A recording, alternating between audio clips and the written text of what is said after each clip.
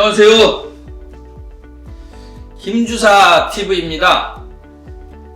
인사혁신처에서 인사체계를 혁신하겠다고 하는 내용이 보도가 됐어요. 그래서 어떤 내용인지 한번 좀 살펴보도록 하겠습니다. 공직문화 혁신을 하겠다고 해서 3대 분야에 8개 과제입니다. 인사혁신처에서 지난 8월 17일 날 보도했는데요. 한번 좀 자세히 살펴보도록 하겠습니다. 인재를 혁신하겠다라고 하는 내용이 있고요. 제도를 혁신하겠다. 그리고 혁신한 것을 확산하겠다. 이런 내용입니다. 인재 혁신은 공무원 인재상을 재정립하고 인재상에 걸맞는 인재를 확보하고 인재상 소통 역량 중심 교육으로 형태 변화를 유도하겠다. 이런 내용이고요. 제도 혁신은 보다 공평한 평가 보상 체계를 구축하겠다. 또 유연하고 효율적인 근무 환경을 조성하겠다. 그 다음에 국익을 위해서 소신 있게 일할 수 있도록 국가 책임을 강화하겠다. 이런 내용이 제도 혁신 과제입니다. 혁신 확산 분야인데 공직문화 혁신 진단 컨설팅을 추진하겠다. 이런 내용이고 혁신 성과를 홍보하고 모든 공공 분야로 확산하겠다. 이런 내용입니다. 좀 더 하나씩 살펴보면요. 인재혁신 분야의 첫 번째 공무원 인재상을 재정립하겠다. 이런 내용이에요. 이게 항상 나온 얘기입니다. 공직사회가 공감하도록 인재상을 새롭게 정립하겠다. 아주 추상적인 내용이에요. 예시로 들었는데 국민 중심, 고객 배려, 적극 헌신 열정, 창의 혁신. 전부 다 국민들을 위한 이런 내용들이에요. 그 다음에 인재 경영 체계를 확립하겠다. 이거예요. 그래서 채용, 교육, 평가, 보상, 승진 등 모든 인재 관리 분야에 적용해서 공직 인재 경영 체계를 확립하겠다. 이런 내용입니다. 자세히는 잘 모르겠습니다. 이게 너무 추상적으로 이렇게 써놔서요. 좀 구체화된 게 없어요. 두 번째입니다. 인재상에 걸맞는 인재를 확보하겠다. 여기에 보면 인재상 기반으로 채용하겠다. 그런 내용이에요. 면접 평정 요소를 이제 새롭게 좀 개편하겠다. 그런 내용인 것 같습니다. 국가장 승진할 때 역량평가를 좀 도입하겠다. 그런 얘기예요. 이미 서울시 같은 경우에는 국가장이 아니라 팀장, 사무관 진급할 때 이미 역량평가를 도입했죠. 정부에서는 이걸 인재상에다가 반영하겠다. 이런 내용입니다. 굉장히 좀 늦죠. 그 다음에 실력에 따른 발탁, 승진을 확대하겠다. 역량이 뛰어난 공무원이 공모를 통해서 핵심 주기에 지원할 수 있도록 직급 제한을 완화하고 승진 기회를 부여하겠다. 공모 대상 직위를 현행 국가장에서 사업으로 좀 낮추겠다는 얘기입니다. 이런 거는 좀 바람직한 것 같아요. 그 다음에 인재상 소통 역량 중심 교육으로 형태 변화를 유도하겠다. 이렇게 했어요. 그래서 인재상 부합에 하는 교육을 하고 대인관계 기법을 개발하고 확산하겠다. 이런 내용도 있고요. 대인관계 기법 교육을 또 강화하겠다. 이런 내용이 있어요. 아주 이것도 되게 추상적입니다. 두 번째입니다. 제도 혁신 분야예요. 보다 공정한 평가 보상 체계를 구축하겠다. 그래서 인재상 중심으로 평가를 하는데 능력과 자질을 종합 평가할 수 있도록 성과 평가 요소를 개선하겠다요. 경력 평정의 단계적 축소로 연공서열식 평가 승진을 완화하겠다. 이런 겁니다. 두 번째는 성과급 공정성을 제고하겠다. 그래서 연공서열을 탈피하겠다. 이런 거고요. 부서 또는 과 또는 팀별로 동료를 평가하고 그 성과 평가를 공정성을 기하겠다. 이런 내용입니다. 이런 것도 바람직한 것 같습니다. 옛날에 도입됐던 겁니다. 이미 서울시에서는 옛날에 도입했다가 지금은 어떻게 하고 있는지 잘 모르겠어요. 그 다음에 승진할 때 일정 부분은 그거를 그 승진 평가 항목에 넣어서 이렇게 했는데요. 이걸 제도 혁신이라고 해서 지금 내놨습니다. 좀 더 이렇게 하려면 확실하게 해야 될 것 같습니다. 그리고 그거에 대한 또 점검도 좀 해보고요. 또 노조나 이런 쪽에서도 관심 있게 주기적으로 계속해서 체크할 필요가 있을 것 같습니다. 말로만 평가하겠다고 해놓고 평가가 제대로 이루어지고 있는지 이런 거를 주의 있게 한번 봐야 될 것 같습니다. 그 다음에 직무 성과 중심 보상을 강화하겠다. 그래서 중요 직무급 지급 대상을 확대하겠다 이거예요. 정원의 15%에서 30%로. 그래서 보수 체계의 직무 가치를 반영하겠다 이런 얘기입니다. 내년도인가요? 그 공무원들 그 급여가 1.7% 올린다고 해서 요즘 난리죠, 공무원들. 특히나 부급 7급까지도 최저임금 수준뿐이 안 된다.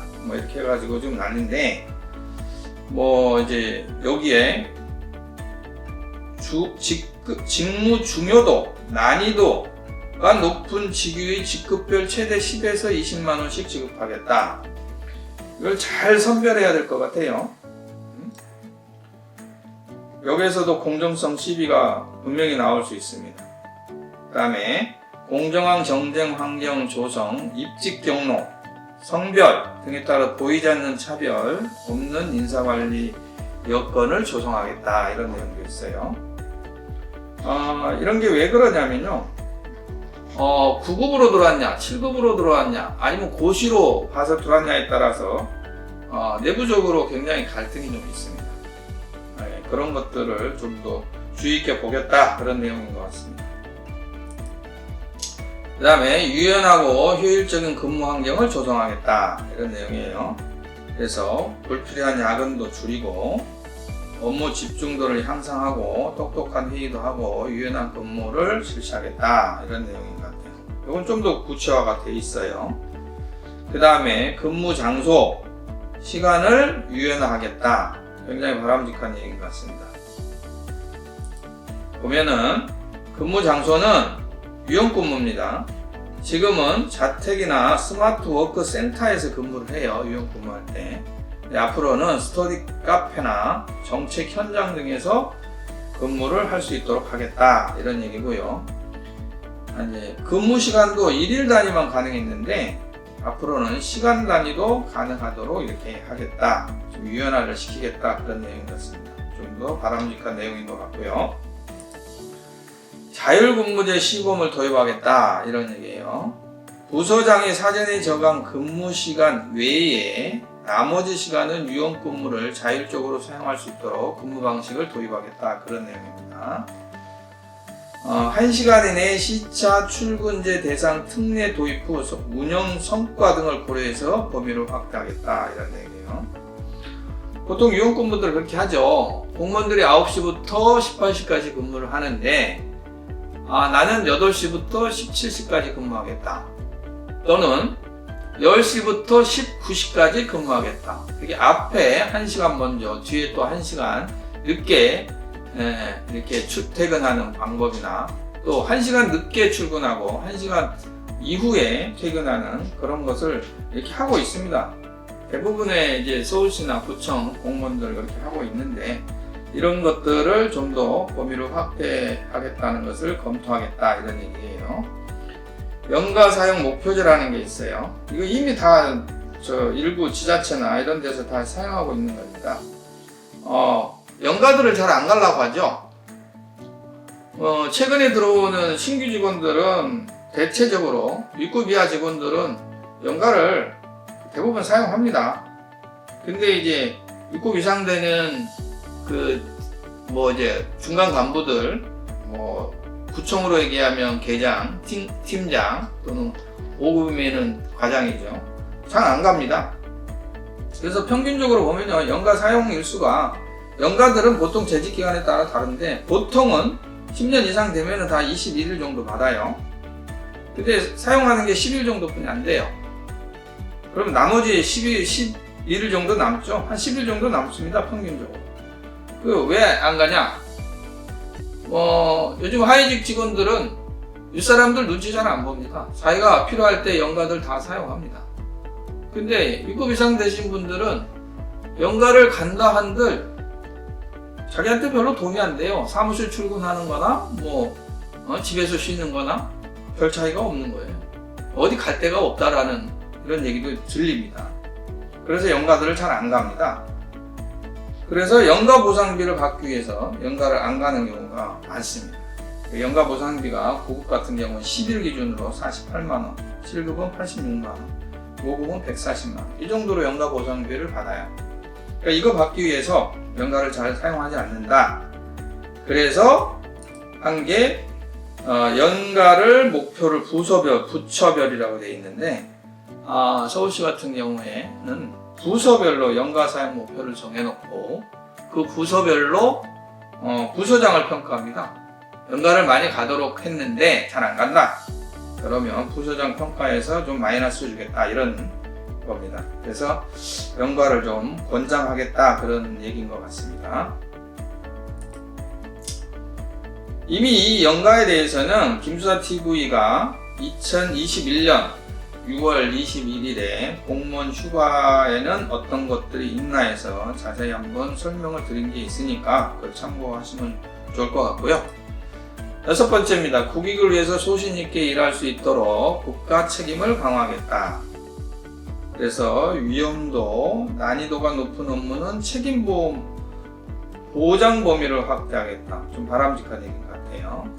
그 다음에 적극 행정 공무원은 소송 지원 대상을 퇴직 공무원까지 포함해서 하겠다. 그러니까 적극적으로 좀 공무원들이 일을 해달라. 거기서 나오는 여러 가지 소송에 휘말릴 경우에는 소송 지원을 좀 확대하겠다. 그런 얘기인 것 같습니다. 그 다음에 부패 공익신고자 보호, 신분이나 인사상 불이익이 없도록 명확한 법적 보호 근거를 마련하겠다. 이런 얘기 같습니다. 관련 법을 개정하겠다 하네요. 그 다음에 3번째입니다. 혁신을 확산하겠다 얘기입니다. 공직문화 혁신 진단 컨설팅을 추진하겠다. 한마디로 얘기해서 데이터 기반의 인사 혁신 체계를 구축하겠다 그런 얘기고요. 마지막입니다. 혁신 성과를 홍보하고 모든 공공 분야 부분으로 확산하겠다 그런 얘기예요. 그래서 적극 마일리지 제도를 확산하겠다. 적극 행정 마일리지라는 제도가 있는 것 같습니다. 나중에 한번 이 마일리지 제도에서는 다시 한번 설명을 드리는 그런 기회를 한번 마련해 보도록 하겠습니다. 그래서 적극 행정 단위별로 마일리지를 부여하고 특별휴가 당직 면제권 등으로 즉시 보상을 하겠다. 그리고 공직문화 혁신 우수 사례에 대해서는 모든 공공 부분으로 확산을 하겠다라는 게 이번에 인사혁신처에서 보도한 내용인 것 같습니다. 그래서 굉장히 다양한 얘기들이 있어요. 마일리지 제도에 대한 얘기도 있고, 그 다음에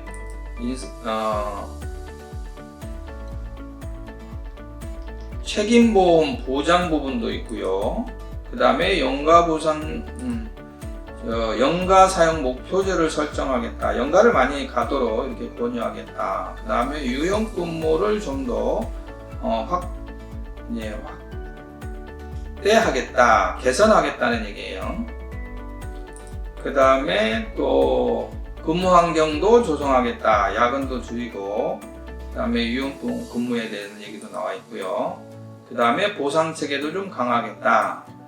다시 말해서 중요 직무급 지급 대상을 좀 확대하겠다. 15%에서 30%까지 확대해서 10만원에서 20만원까지 더 지원하겠다. 이런 얘기고요. 그 다음에 연공서열이라든가 이런 거를 좀 탈피하겠다. 그런 내용도 있고요. 교육 시스템도 좀 바꾸겠다. 뭐 역량평가 제도도 도입하겠다. 뭐 이런 내용인 것 같습니다.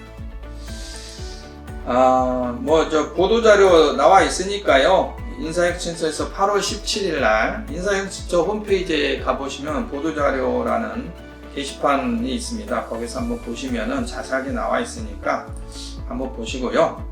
지금까지